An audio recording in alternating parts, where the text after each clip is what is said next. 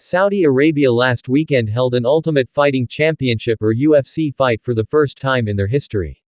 A number of matches were held at Kingdom Arena, Riyadh, Saudi Arabia. The idea to hold UFC Fight Night could not be separated from UFC boss Dana White and Turki bin Abdul al-Shaikh, boss of the Saudi State Entertainment Authority. The figure of Türkiye is not just anyone in Saudi Arabia. Apart from being the boss of the entertainment authority in the Islamic country, Turki is also a Saudi advisor at the royal palace with the rank of minister. He is the figure behind the scenes of massive investment from Western countries through sports in Saudi Arabia. Before the UFC Fight Night event last weekend, this country in March 2018 entered into a 10-year contract with WWE SmackDown. This exclusive contract, as quoted by ESPN, is of fantastic value. WWE and the Saudi Entertainment Authority have entered into a contract worth $50 million per year. On April 27, 2018, for the first time in Saudi Arabia, WWE's Royal Rumble was held. At that time there were 50 WWE fighters who attended the event. Saudi Arabia's efforts to become part of the international sports business are increasingly unstoppable. On the 31st of October 2019, a women's wrestling match was held for the first time. At that time a number of female fighters took part, including Natalya and Lacey Evans.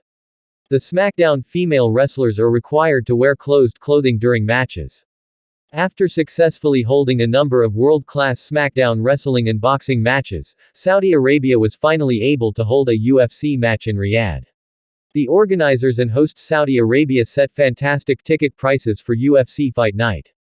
The cheapest ticket is priced at 100 riyals or the equivalent of 437,000 Indonesian rupiahs, and the most expensive is 3,000 riyals or 13 million Indonesian rupiahs.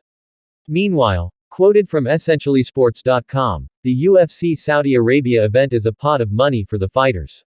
Whitaker's fighters are expected to make at least $250,000 for appearing on Fight Night cards. Quoted from MMA salaries, he received $300,000 as a base salary and $16,000 as a sponsor for the UFC 290 fight. Meanwhile, his pay reached almost $400,000, including a bonus for winning the fight at UFC 298.